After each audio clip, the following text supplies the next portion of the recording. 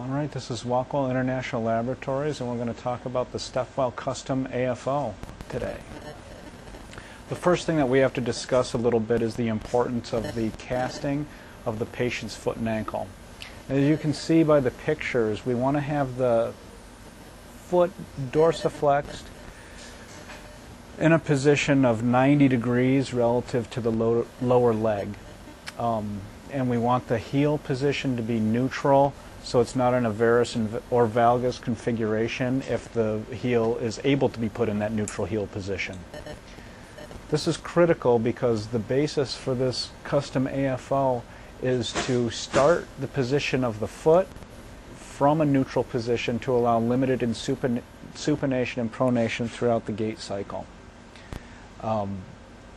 For every 1 degree of correction we need to make to a cast, it does move the patient's anatomy up to 1 millimeter. So it's very critical that the casting is done properly for the patient's diagnosis, and so no skin breakdown will occur on the patient's foot and ankle.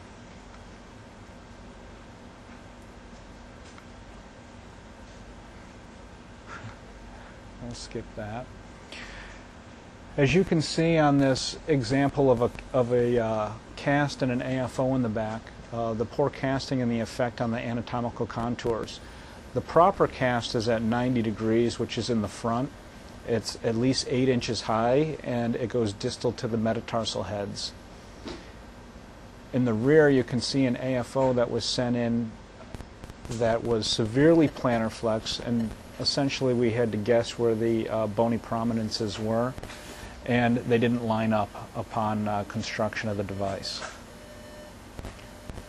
The original cast was 20 degrees plantar flexed with multiple ineffective adjustments attempted, and as you can see from the picture from above, the exostosis that was on the dorsal aspect shifted approximately 2 centimeters from where it was on the original cast when it was actually casted correctly.